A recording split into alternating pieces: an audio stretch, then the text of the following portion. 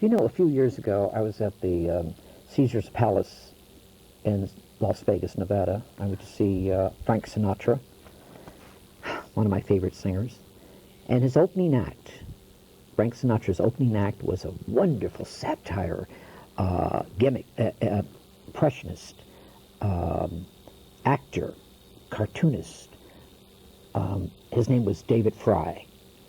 He walked on that stage, had the audience in the palm of his hand, right from the beginning, doing Nixon, doing all these political satires, wonderful impressionists. He used to be, matter of fact, he worked on the Ed Sullivan Show, The Griffith. He's done it all. Johnny Carson.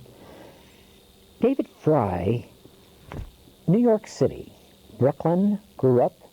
That's right. Went to school in Brooklyn. Went to school, James Madison High School.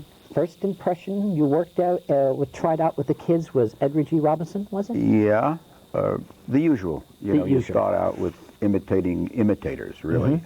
Imitating people doing Robinson and Cagney and the usual people that they were doing at that time, actors mostly.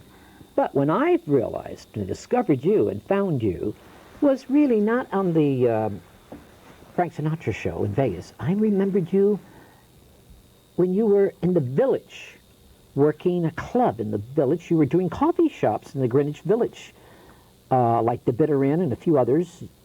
Tell me about that. Well, that was the early 60s, and there was a place down there called the Cafe Wah, which was, you had to go downstairs to get in there. And they had people like Richard Pryor, Bill Cosby trying out their stuff at the time.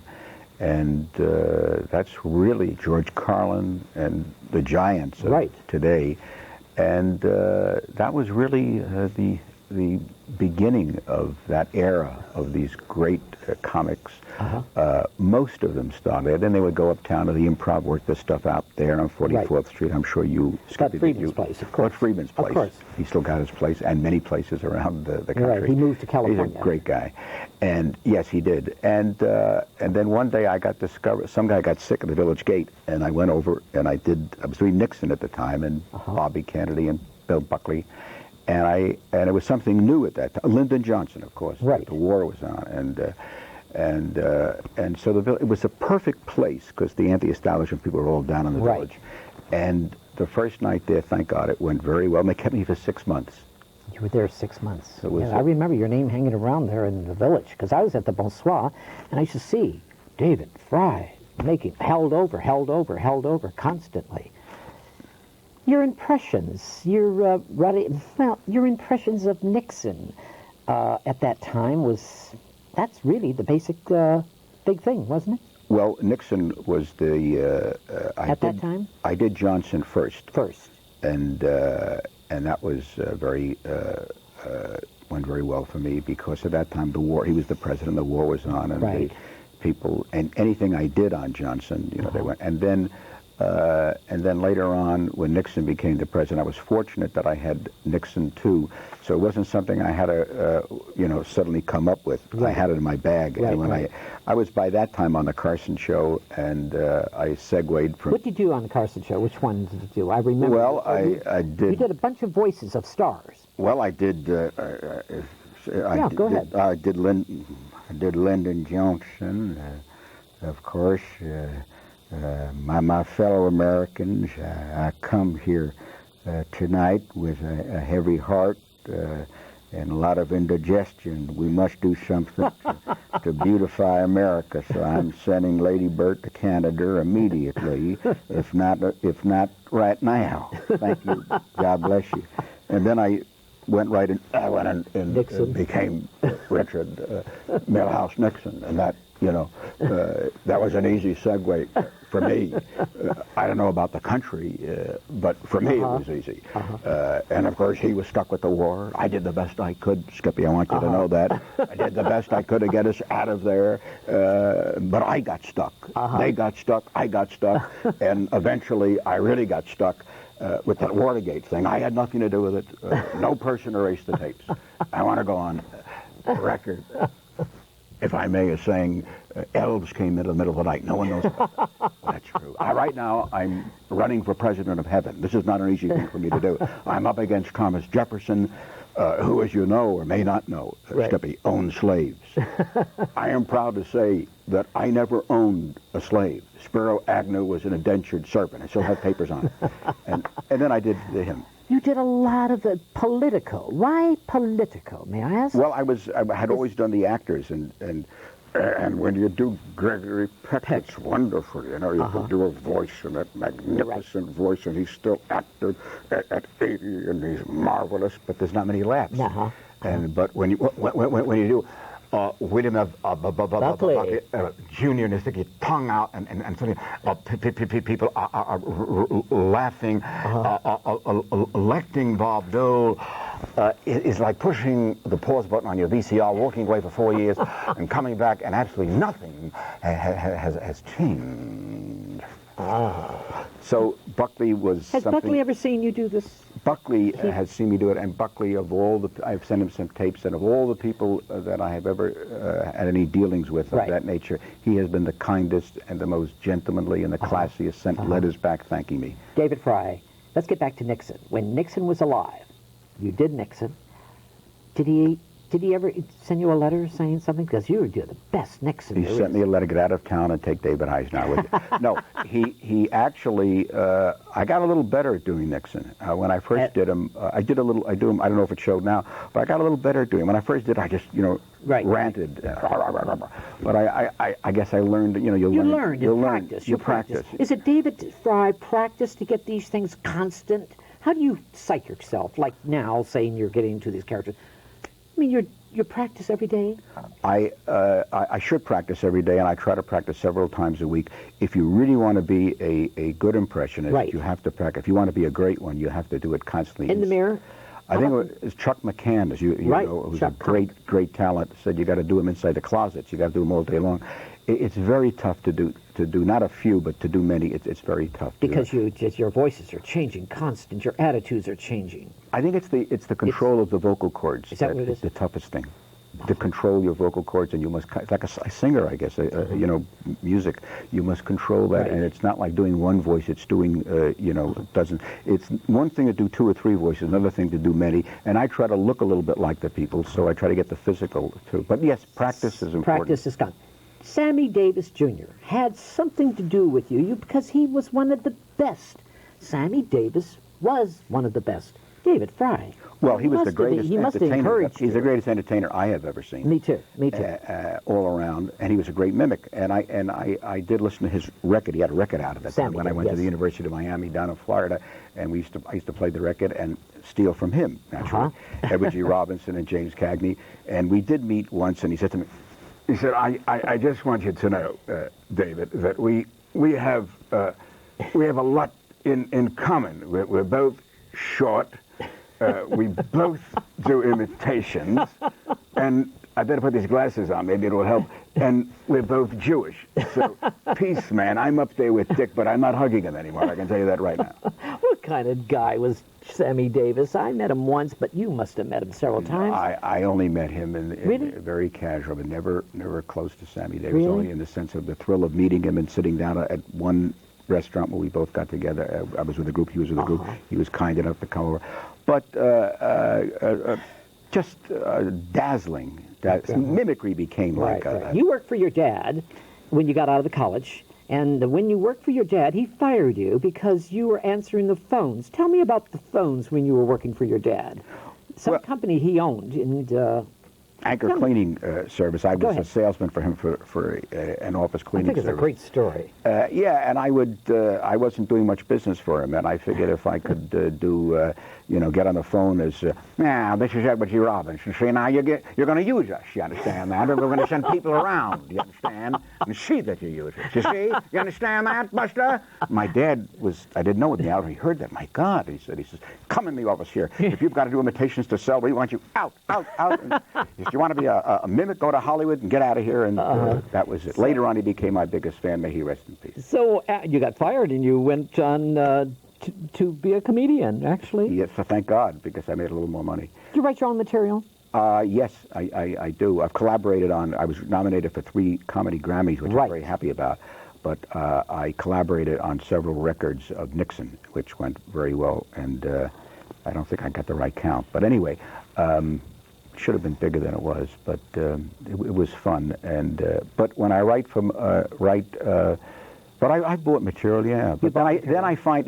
you read from the newspaper. You take things from the, say, today's Times, Los Angeles Times, or New York Times.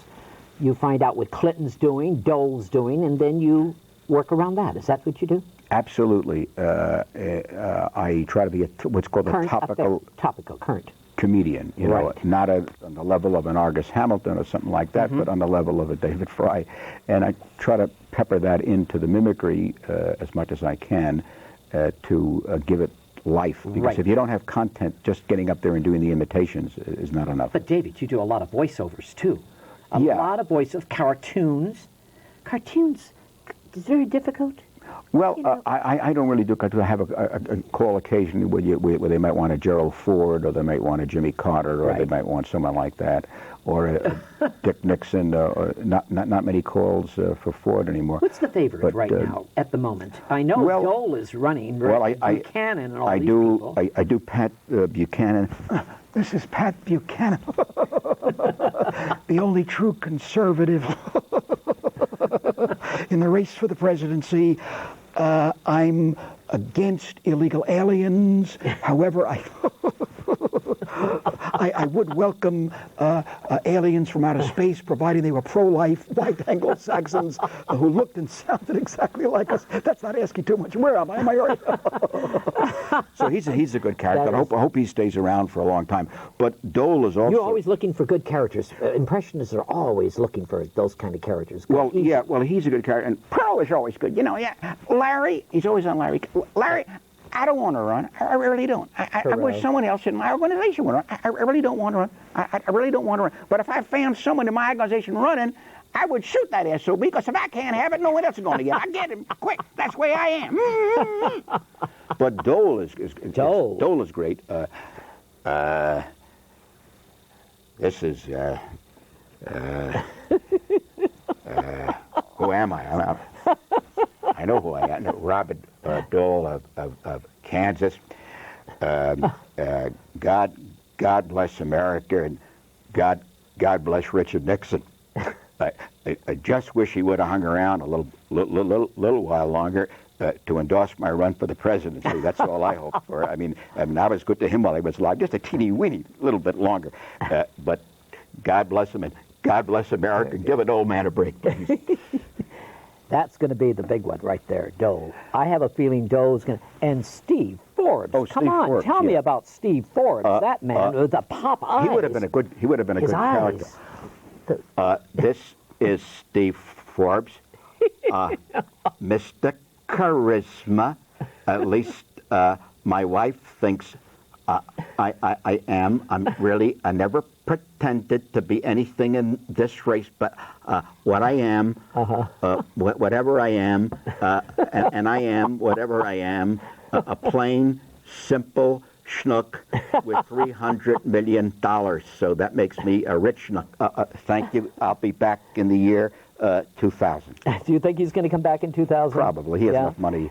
And, of course, Pat Robinson is a good character. Is Pat really a good character? He's a great character because he's running the whole show. Right. He's telling Dole what to do. Right. Pat Robertson of the 700 Club, Skippy. People ask me, why does a religious man like myself wear $1,000 suits? And Skippy, I never bought any of these suits, so help me God. They fell from out of the sky and landed on my body and fit me perfectly. I'd rather walk around in rags, so help me. But I look so much better in Armani $1,000 suit. Send a love gift soon, please. Thank you. God bless you so much. You must be... You must get O.J. Simpson. Do you this is O.J. Simpson. Oh, I just want to say something, Skippy. Go ahead. I want to ask you a question, O.J. You better be careful, though. Okay. I want to say something to your public. I am 100% not guilty. I mean, I've suffered. I've lost money. I was dropped by hurts. picked up by Ginzu. I mean, I've never used a knife in my life. Okay. My wife did all the cooking. I just did the eating and the beating. Sometimes I was so tired from the beating I couldn't do the eating. But I mean, that night I couldn't have done the crimes. I only weighed 99 pounds. That's true. I mean, I couldn't have even licked a weak white guy like Michael Jackson. That's the truth. But Cato Kalin, O.J., is saying right now, he's on all the shows, telling the world that you did kill your wife. Now, well, he come on, could say, O.J. I mean, he got free rent. I mean, for that alone, he should lie a little bit. My God, the guy stayed there. I tried to kick him out. I couldn't, man. Man, the only he could do was eat hamburgers. Man, he disgusted me. And now he's turning against me. My God, won't anybody, at least Johnny Cochran to stick. This is Johnny Cochran. Johnny Cochran has one say, if the glove don't fit, then you cannot convict. That's what you just can't convict. And I just want to say one thing, everybody out here tonight. I admit that they have evidence. They have hair fiber. They have footprints. They got a bloody glove. So that's their evidence. But we have evidence too. We do.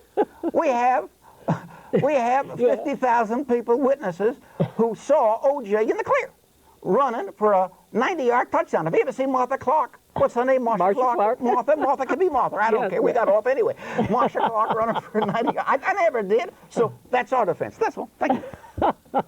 That's very funny. Very good stuff. Oh, I got it. Russ Limbaugh. Oh, no, you can, not tonight. Not tonight. A little heavy. A little heavy. He is a little heavy. But the comics, some of the but you know something, before I do anything, I would like to show a clip that Johnny Carson show. Oh, yeah, give me you appeared on the Johnny Carson show. Well, he helped more than anyone you. to make. Oh, when I was terrible, he thought I was David, good. oh, you are good, David. Not terrible. No, and I say when I was terrible. David Frey. Johnny Carson adores David Frey. Listen to this. I want people to listen to this one. Let's listen to this tape. David Frey on Johnny.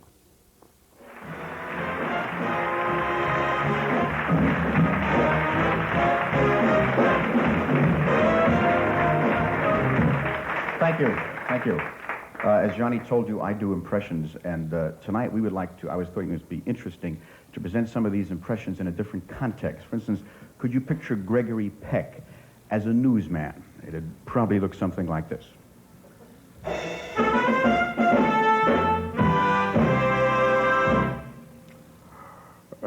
Tonight we're going to go into the home of a typical American family in which the husband is never there, the wife is out with another man, and the children are left alone to care for themselves.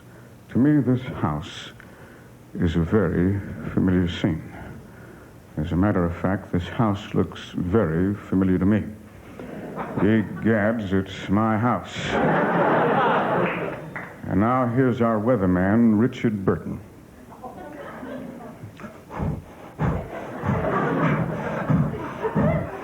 You'd breathe like that, too, if you were married to Elizabeth Taylor, believe me. This is Richard Burton.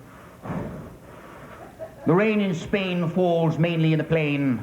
What do I know about the rain? I have been outside in 4.5 years.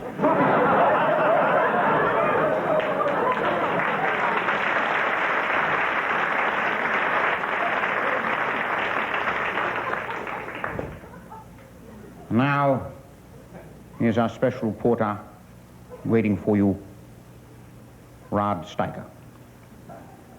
Oh, do I have bad news.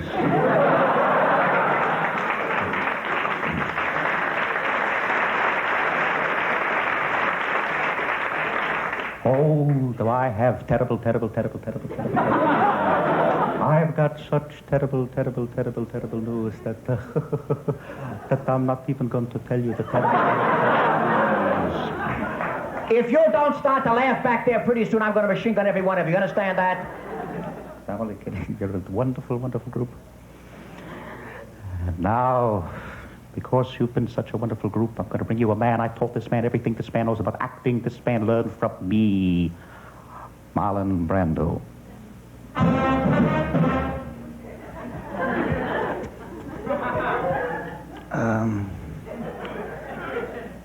That's a lot of bull.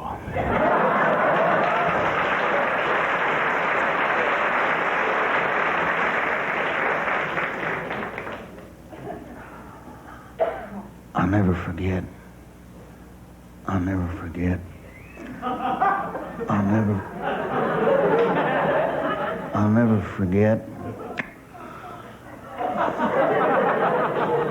I forgot. Well, here's a man over here who, this man has been imitating my style, and he stole my whole style from me. George C. Scott. No, just wait 1 minute now. Now, just take it easy. I was the first one to grunt and groan. I grunt and groan like an animal. Because I am an animal. I'm a bull. That's right. As a matter of fact, I'm in charge of President Johnson's physical fitness program. I'm to look after the political figures physically. Mentally, as we all know, they're too far gone already. Nelson Rockefeller, do you realize how much your body's worth? Well, my body and the body of my 3 brothers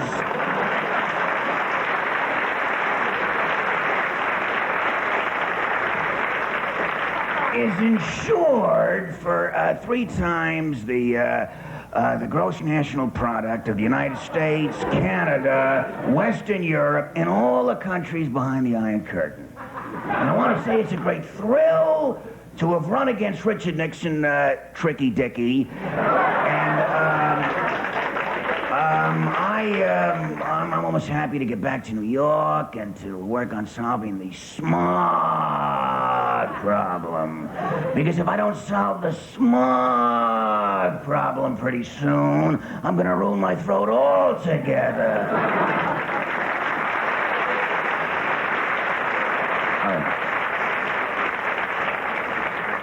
All right, Richard Nixon, what kind of shape are you in? I'm in great shape.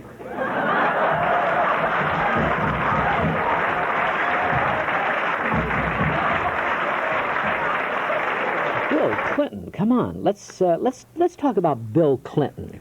Is he difficult to do? Yes, I found Clinton difficult to do, but you have to do the president. Right. This is the President of the United States. I just want to say, I admit I did not volunteer for Vietnam, Skippy, but my partner in this race did volunteer, crawled under 500 square foot of barbed wire, and single-handedly blew up a battalion of Viet Cong. And I am so proud of my wife, Hillary. I just can't begin to tell you. I really mean it. Al Gore. This is the Vice President of the United States of America. I hope to get his job as quick as I possibly can. He wants to drop me from the ticket. Nobody even knows I'm on the darn ticket. Henry Kissinger. I'm throwing him right at you. Kissinger. I'm going to throw them. This is Henry Kissinger, Yeah. former advisor to the president and master of the entire world. Newt Gingrich. Newt.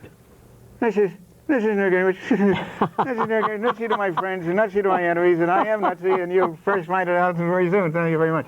Warren Christopher. That's a great one. This is Warren Christopher, Secretary of State.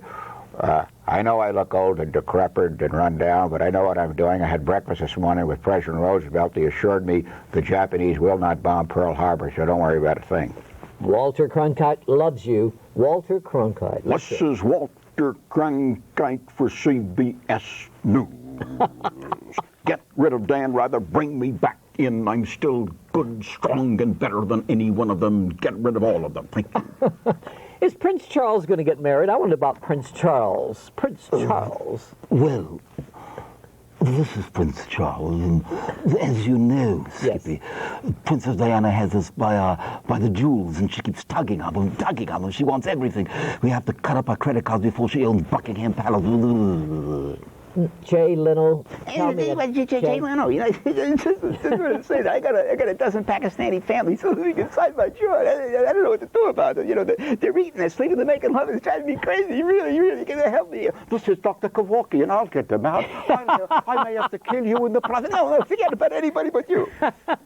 Roddy Dangerfield. Hey, I'll tell you, no respect. Me run as a president for the little people, you know, as a no-respect candidate. You know, I'll tell you, I bought a used car the other day. My wife's dress was in the back seat of the car. No respect for anybody, you know. I threw names one after another at David Frey. Difficult, not difficult, difficult. You did it like so easy, like a breeze. Very kind of you to say that. A breeze. What is it? What is David Frey? Is it hard work? Yeah, well... persistence of just constant work. Constant work, and it's fun. I enjoy doing it. I enjoy doing impressions. You do? Oh, yeah. So the most important thing for David Frey is enjoying what he's doing, then. Thank God. It's been a long run, and I still enjoy it. Favorite character? Who is some of your favorite voices? Who are your favorite voices? I would say the Buckley that I did for you before. Buckley. Is my favorite, because I look a little bit... Is it because he's so bright? Is it because he's so... David Frey feels like Buckley because your attitude? Because you have to have an attitude about that. Yeah, you know, I enjoyed doing Bush. I did, Bush? You know. Yes. Yes, as the former President George Herbert Walker Bush, and to read my lips out there. I'm sitting with my lovely wife, Barbara. She's no Madonna, I can tell you that much, but I'm so crazy about it. Thank you so much. But I try to get all the presidents. That's the important thing. And the vice president, you're always wondering, you know, I have to work on colon. The trouble with doing impressions is you get so many new people coming up all the time. All the time. And you constantly have to reinvent yourself. Tape recorders. Do you have a tape recorder you talk on? You listen to the voice, and you listen to their voice. Now, I see you have a political celebrity tapes at your home, evidently when they called David Frey. Your phone is a phone thing of Senator Dole and Pat and Ross. You have different voices on your phone message? On your machine? I have them on my phone message, but I practice on a tape recorder. You do? I also practice on the visuals of watching the people, how they talk, how they look, how they sound. Right. And it's a constant effort, and if you stop doing it for weeks, it's hard to get it back, and it's a constant effort. Is David Frey single? David Frey is single. Is single. Yes. Never been married? No. Because too many characters are in your life? Too many voices? Are there too many voices? Well, you think your wife, in the middle of the night, you might come up with someone in bed with? I don't think anybody could stand me with all these... Do you ever wake up in the middle of the night in bed with some voices, different voices? No, but thank God it hasn't come to that yet. Yeah. But I do conjure up new people to do. Sometimes you sleep and you come up with an inspiration to do a new person. But no, I study pictures, as you can see. I see you have them all in front of you. I can look at the so this faces. gives you the feeling to do it, the parent. Right, and unfortunately I must constantly work at that, look at the pictures, listen to the voices, so as you say, I can rattle off a number in a row. Where would you like to see David Frey 5 years from now? Well, I would love to do, not 5 years from now, but... Or a couple years from now, whatever. At once, someone give me a desk like this and give me the nightly on a comedy channel or on some network show, have me do these... Yes, the news there would be wonderful.